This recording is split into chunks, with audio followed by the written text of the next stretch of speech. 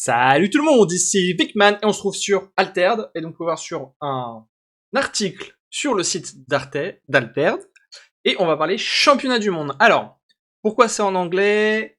Pourquoi vous l'avez pas vu peut-être, etc. Eh bien alors, je le dis en avance, ce n'est pas encore officiel. On arrive sur cette page avec une énigme, et donc l'énigme a été déchiffrée, et c'est comme ça que je suis arrivé sur cette page. Ce n'est pas moi qui ai déchiffré l'énigme, moi j'ai juste pris la solution. Hein. Mais du coup, si jamais vous n'avez pas encore l'information, si vous n'avez pas encore vu, ou si vous êtes allergique à l'anglais, je vais traduire pour vous, même si probablement d'autres personnes l'ont fait, mais on va en parler parce que personnellement ça m'a beaucoup excité de voir cette news et c'est super bien. On peut voir que les Worlds se passeront les 17, 18 et 19 octobre. Alors le 17, ce sera le Last Chance Qualifier, qui est un vendredi, mais ça on le savait déjà que le Last Chance serait un vendredi, et on a le 18 et le 19, le week-end, juste après. Et moi je suis très content parce que c'est en plein dans mes vacances, j'aurai une semaine du coup en avance, je serai en vacances depuis une semaine, et du coup je pourrai faire que ça et m'entraîner s'il y a besoin. Donc ça se passera à Neuilly-sur-Marne pour ceux qui ne savent pas où c'est. C'est très facile, il suffit de prendre le RER A, direction Disney, et s'arrêter 2 arrêts après Vincennes, et vous serez à Neuilly-Plaisance, en fait, et la ville est collée à Neuilly-Plaisance, et vous pouvez prendre 1 ou 2 bus pour arriver à cette adresse-là, ou vous prenez la voiture, c'est vraiment pas loin pour le coup, hein, c'est 30 minutes, même pas de Paris, en tout cas, c'est pas loin, c'est cool. Et donc on a comment ça va se passer. Alors, je l'ai déjà dit, hein, c'est pas encore officiel, donc potentiellement des détails peuvent changer, c'est ça que je voulais le dire en début de vidéo, donc je le dis maintenant. Potentiellement des détails de ce que on voit et de ce que je vous dis peuvent changer, mais dans l'ensemble, ça sera ça. C'est-à-dire que ça sera ces dates-là, ce sera à cet endroit-là. Hein, je pense qu'ils ont déjà loué l'endroit, donc ça m'étonnerait que ça change. Et potentiellement, il y a d'autres choses qui peuvent changer petit à petit, mais grosso modo, ça va être ça. Donc, on a le Last Chance Qualifier le vendredi. On a les group stage le samedi avec le loser bracket l'après-midi. Et le matin, le dimanche, on a le winner loser bracket. Ah non, c'est les deux en fait. Ok, je sais pas exactement comment ça marche parce que j'ai très peu fait de winner loser bracket. Je sais que quand on perd un match, on va dans le loser bracket et si on repère, là, on est éliminé. Et si jamais on fait que gagner, et ben après on peut retourner là où il y a le winner, mais il faut gagner plus du coup plus souvent pour gagner. Donc comment ça va se faire? Alors le Friday, après le vendredi, on aura 8 pods 228 joueurs, donc on sera en groupe de 8 au hasard.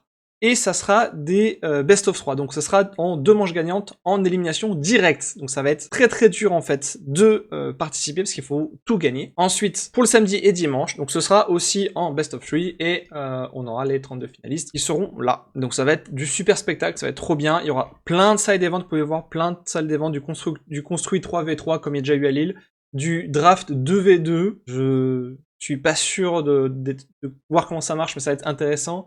Tumulte Echo, donc ça je sais pas, mais on pourra jouer des tumultes avec le 7-4, ça va être fou.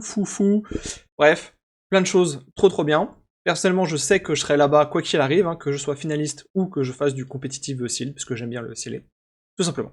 Et là où c'est très intéressant, et moi j'aime beaucoup cette annonce, parce que dès le départ, quand j'ai découvert Altered, et c'est ce qu'a fait les Exalt, hein, je tiens à le signaler, parce que je les ai vus chez eux le faire, c'est le format Conquest, format Conquête.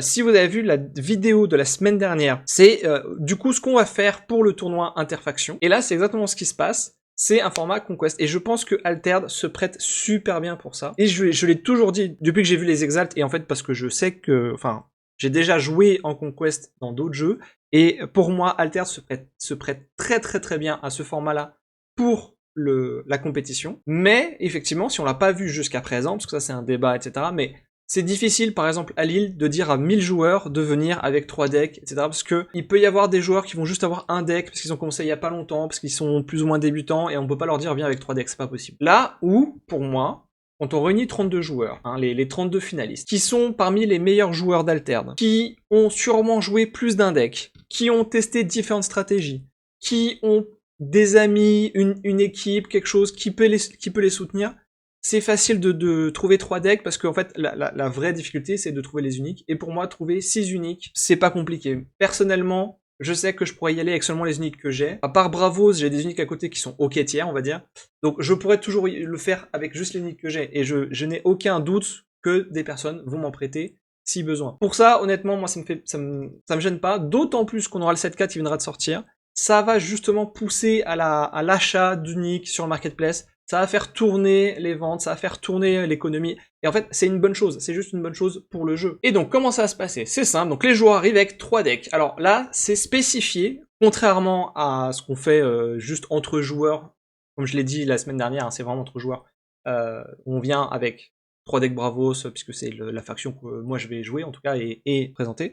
Mais là, les finalistes doivent venir avec 3 decks de factions différentes. Alors, pourquoi ça? Ça, c'est juste une supposition, hein. Je n'ai aucune confirmation d'Equinox ou quoi que ce soit, mais ma supposition, c'est pour éviter de venir avec plusieurs decks, voire les 3, qui ont exactement la même stratégie, qui peut, en fait, bloquer tout simplement l'adversaire s'il a 0 réponse à ça, et du coup, en fait, perdre parce que il pouvait pas ban le seul deck, il avait pas de réponse, parce que le principe dans ce format-là, parce qu'on peut ban ici un deck, hein, c'est le but, c'est de ban un deck et de gagner avec les 2 autres. Et en fait, on peut vraiment tourner sa stratégie, ça fait partie du jeu, et moi, c'est l'une des choses que j'apprécie dans le format Conquest, c'est que du coup, on va venir, et disons que je vais dire, j'ai 0 gestion de permanent dans mes decks. Du coup, c'est facile, je vais ban le seul deck où il y a le festival. Et comme ça, je serai tranquille parce que dans ma tête, je suis sûr, j'ai confiance en moi, je peux battre les autres decks et tout va bien. Sauf que du coup, si c'est la même faction, eh ben, le joueur peut venir avec 3 decks Lyra Festival. Que ce soit en Muna, en Lyra ou un mix des deux d'ailleurs, parce qu'il y a les out of faction. Alors certes, même comme ça, il peut avoir 2 festivals dans 2 decks différents, un Muna, un Lyra, mais déjà si je peux en ban un, ça fait plus que un deck où potentiellement je risque de perdre juste sur ça, mais si avec mes 2 autres decks je bats le 3ème, j'ai gagné, c'est le but du Conquest. Donc voilà ma supposition du coup pourquoi ces 3 decks de factions différentes. Donc tous les matchs seront en open decklist, donc ça c'est aussi très intéressant, ça permet d'avoir connaissance de cause de qu'est-ce que je veux ban et pourquoi, hein, pas se dire ah mais est-ce que c'est un deck festival, est-ce que c'est pas un deck festival, qu'est-ce que je vais faire, je sais pas. Au moins on saura si c'est le cas ou pas. Et donc l'idée c'est que on banne un deck, donc les 2 joueurs vont ban en même temps, parce que l'idée c'est pas de se dire ah mais tu m'as ban ça, du coup je te ban ça, non, c'est on ban en même temps, du coup on sait pas ce que l'autre va jouer, donc il y a un premier je dirais un premier pierre-feuille-ciseau qui commence à se faire, de dire ah mais s'il banne ça, mais machin, ok il faudrait que je banne ça, mais là. Et donc ça c'est très intéressant, moi j'aime beaucoup. Et de la même manière, on choisit notre premier deck en même temps, et c'est là où, pareil, c'est ah putain, mais est-ce qu'il prend ce deck, mais s'il prend ce deck, etc. C'est assez intéressant. À partir de là, normalement, il y en a un qui gagne, donc il n'y a plus qu'un deck, donc c'est plus simple pour l'autre de choisir, bien sûr, mais c'est le principe, et ça fait du spectacle de ouf. En fait, c'est vraiment trop bien. Vraiment, pour le coup, je trouve que c'est aussi le mieux pour des phases finales, parce qu'en termes de spectacle, c'est vraiment super agréable en tant que spectateur. Du coup, je ne peux que vous inviter à regarder les streams, d'aller sur place, vous balader, faire des side events et de regarder les joueurs jouer en fait, parce qu'il y aura sûrement des écrans géants comme il y a eu à Lille pour montrer ça, ça va être trop bien. Moi j'ai tellement hâte, vous avez aucune idée. Et ensuite, qu'est-ce qu'on a à gagner? Eh bien, il y a plein d'argent en jeu, non pas du tout en fait, ça il y a rien d'annoncé pour ça, mais en tout cas, on peut voir que les champions auront une carte unique de leur faction. Donc ils vont choisir, j'ai vu un message passer récemment, parce qu'on a 3 decks, comment on choisit, etc. Et ben c'est simple. Le gagnant, il va dire, parmi les 3 decks, pour moi, la faction qui me représente le plus, c'est telle faction, et il gagnera cette carte de héros, et elle est unique. Il n'y en a qu'une seule au monde. Enfin, il n'y en aura qu'une seule au monde. Donc pour le coup, je trouve que c'est quand même une belle récompense. Voilà, je suis sur Kojo et Bouddha, vous pouvez vous imaginer, si jamais j'arrive à ce point-là, clairement, je prendrai Kojo et Bouddha sans hésitation, mais vraiment aucune hésitation. Et toutes les cartes sont magnifiques. Vraiment, je les trouve très bien. C'est ça, et on a voilà l'endroit où ce sera. Vous pouvez voir ici avec le beau temps parisien, donc pour ceux qui ne sont pas de Paris, et ben là c'est le temps classique de Paris. Regarde, non c'est pas vrai là. Au moment où j'enregistre, il fait plutôt beau, ça va. Mais voilà, c'était pour parler de l'article, pour vous dire que moi je suis très excité de voir ça, que j'ai très envie de faire du Conquest. Même si jamais je ne suis pas qualifié, j'aimerais bien que le format Conquest rentre même dans nos petits LGS, dans nos petits magasins, alors pas pour ce qu'on appelle les petits tournois du vendredi, mais pour des petits tournois un peu plus forts où par exemple le magasin dit ah là win a box, et ben c'est en format Conquest parce que c'est comme les formats du monde. Et moi j'aimerais bien, en sachant que, en tout cas je vais proposer ça à certains magasins, en sachant que déjà personnellement je pourrais prêter des cartes s'il y a besoin pour ceux qui n'ont pas tous les decks, je pourrais aider, c'est le but aussi. C'est l'échange, la connaissance, etc. Voilà. Donc j'espère que cette vidéo vous aura plu. J'espère que vous êtes aussi excités de moi pour les Worlds, et je vous dis à bientôt.